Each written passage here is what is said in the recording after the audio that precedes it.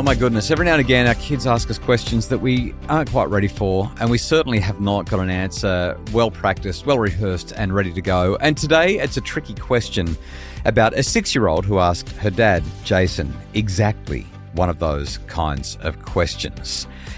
Daddy, I might only be 6, but I'd like to know where babies come from. Well, not exactly those words, but pretty much it. How do you, there's age-appropriate, developmentally appropriate ways of having these conversations, but what do you say when your 6-year-old's asking big questions about procreation and intimacy? We answer that with today's tricky question next on the Happy Families Podcast. Hello, welcome to the Happy Families Podcast, where you get real parenting solutions every single day. We are Australia's most downloaded parenting podcast. Thanks so much for joining us. Today we have a question from Jason, who has gone to happyfamilies.com.au, clicked on the record button with our super simple system where you literally just push the button and start talking. Here is what Jason asked. Hi Justin, love the podcast. My name is Jason, father to a 6-year-old girl. She loves pretend looking after baby dolls, and the other day asked me, how do babies get into mum's tummies? Appreciate your help. Thanks. Have you noticed we're getting more and more dads asking us these tricky questions? Isn't it great? I love it. I love that dads are involved with their kids and having these discussions. It's fantastic. And I also chuckle just a little bit that a conversation like this with two adults is not particularly tricky, right? But a conversation with a 6-year-old has us squirming in our seat. So funny. I also love that a little girl is not afraid to ask a dad a simple question like that. Like, happy to go with mum, happy to go with dad. The question's been asked. So a handful of things that we need to highlight here. The first thing is that from about the age of 8, Michelle Mitchell, who I've become a really big fan of over the years. Michelle Mitchell has a series of books about this topic, and I mean they're possibly suitable from the age of 6 or 7, but really they're designed for 8 and up. One of them is called "Where Do Babies Come From?" and Other Questions 8 to 12-year-olds Ask. It is a wise and helpful book. So, Jason, I think that your 6-year-old's probably a touch too young for that. So we're going to give you some ideas, some hints about what to talk about before then. But Where Do Babies Come From?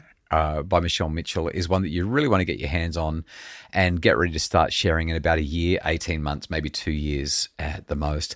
I think you'll find them really, really helpful. She's also got 2 others, A Girl's Guide to Puberty and A Guy's Guide to Puberty. And our Emily, who is now 11, has been reading these for the last couple of years.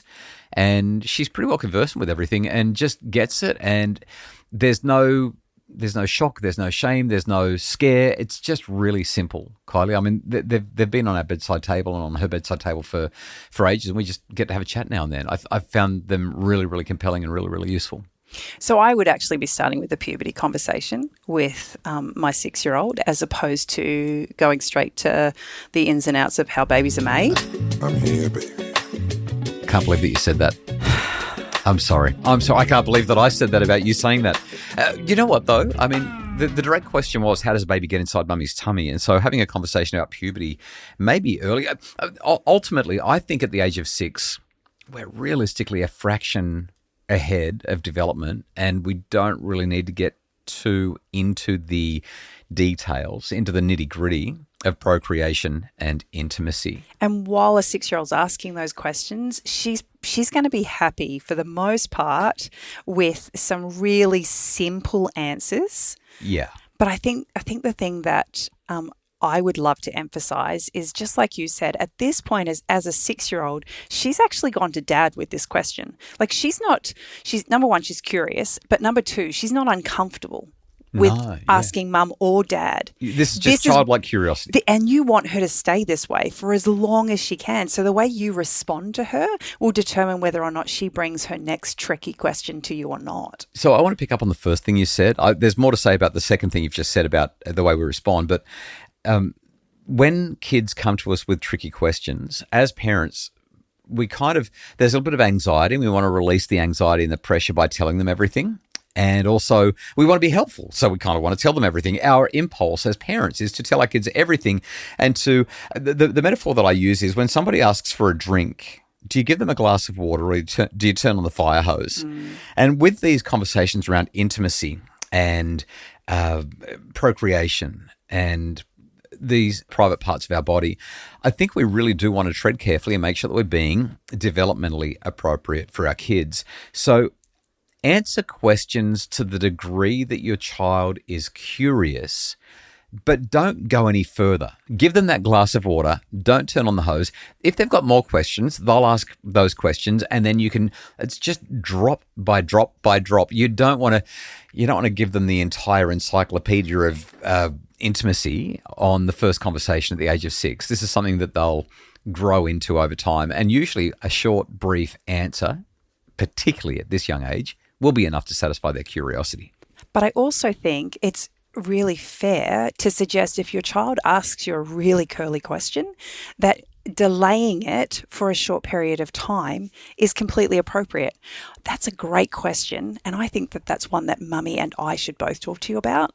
That gives you a little bit of time between stimulus and response for you to come up with an answer that you feel comfortable with together.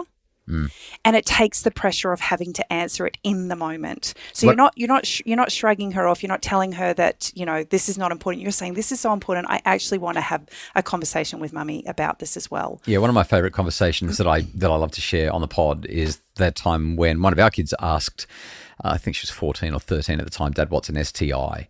And we were in the car for 2 minutes. I could have given her a quick answer, but I thought, no, this one is serious enough that we probably should have a proper chat about it. And so I said, let's talk about it on Sunday as a family, because we have our tricky talks with our kids on a Sunday. And that conversation I thought would go for about 5 to 7 minutes. I really didn't think the kids would care or want to talk about it. And 45 minutes later, we were still going, but it was developmentally appropriate. We had the right children in the room for the conversation, and they were really curious about it. And it ended up being a really enjoyable, fulfilling, meaningful discussion. So I think whether you're kicking it down the road by an hour or two, or whether you're pushing it a month or two down the track, once you've said to your child, oh, that's a really important question, let's talk about it with Mummy later, you can do that in a month or even in 6 months. Like, children, just because they're asking a question, sometimes they will forget. And with a 6-year-old on a question like this, I think something short and brief, something calm and relaxed is enough.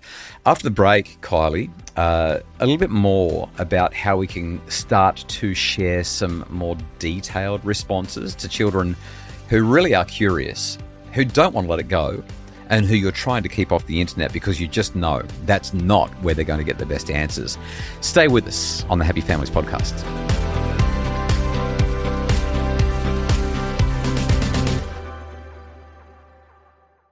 This is the Happy Families podcast, where you get real parenting solutions every single day. If you're enjoying the pod, please like, share, follow, and leave a 5-star rating and review so other people can find out about the podcast to make their families happier. Kylie, from my point of view, this is a conversation pretty simply where we just want to give minimal information. And as kids get older, like what you tell them at 6 is a little bit different to what you tell them at 8, which is a bit different to what you tell them at 10, which is definitely different to what they're hearing at 15. And then with us, I mean, we've got kids in their 20s now, and the conversations we're having with them are very, very different to the conversations that we'd have with our 11-year-old. So essentially, you're actually starting to lay a foundation of what it looks like to have a tricky to answer tricky questions in a calm and peaceful environment. That satisfies the curiosity for now according to your child's developmental capacity and trajectory. So the first thing I think is really important to acknowledge is that she doesn't need the whole truth. She needs the truth. I think it's important that we don't lie to her. We don't talk about storks and, kind of birds and bees. Whatever else, kind of comes to our mind, metaphors and things. We need to tell her the truth. We need to tell her actual facts, but she doesn't need to know all of it. Right. She just needs to know enough to curb her curiosity for now. So here's what, can I say what I'm thinking, or do you want to jump in with what you're... Go for it. So what I'm thinking is use the appropriate terms, but with a 6-year-old, I'd probably say inside every mummy is something called a uterus. You've got one inside you, but it's just not grown up yet. And there are little things called eggs inside that uterus. They're so small, these eggs, that you can't even see them. And one day, when you become a mummy, those eggs can sometimes, if the conditions are right, they can turn into babies. So the babies actually happen inside you. And isn't that incredible? And maybe they were curious, maybe they won't. And you can literally just kick it down the road. Then you could say, well, you asked how that happens, and that's how it happens. That's all the information they need. And you can literally just say that. And as you get a bit older, I can explain more about that to you and just let it go. And I think that that's the most important thing it's suggesting you've given her a little bit of information, and I would suggest that that's probably going to be enough for her now. But if it's not, you can say, this is actually quite a complex question that you've asked, and Mummy and Daddy feel like you just need to be a little bit older before we have that conversation. Do you think we could come back and talk about this in a few months' time, or we want to have this conversation when you're 8, or whatever it is, whatever your timeline is that you feel more comfortable with? More times than not, I don't think we've ever had a child push back and go, no. No, I asked you and I need to know now. That's right. Tell me everything. But they'll also come to you and say, you told me that you were going to talk to me about this. And, it's amazing how they remember. And I'm 8 now. I want to know. And so I just think it's really important you honour whatever it is that you decide is the appropriate time frame. Yeah, something else that's just popped into my head as well is you really want to emphasise these conversations are conversations that mummies and daddies have with their children. These aren't the sorts of things that you talk about in the playground. You really want to do your best to keep them focused on. I'm so glad you came and talked to me about this. If you've got any other questions, come and talk to me. Don't talk to other people. I'm the person to talk to. Yeah. Well, Jason, we really hope that that's been a helpful discussion and helps you to navigate this one with your 6-year-old. If you've got a tricky question, please get in touch with us. You can submit your questions via voice notes, email them to podcasts@happyfamilies.com.au. That's podcasts with an S at happyfamilies.com.au. Or you can pretty much ask us anything via the super simple system at happyfamilies.com.au. The Happy Families podcast is produced by Justin Rulon from Bridge Media. Mim Hammonds provides research, admin, and a whole lot of other support. And if you would like to find more resources to make your family happier, check out those books by Michelle Mitchell. You can find them by Googling her name or going to her website. And visit happyfamilies.com.au.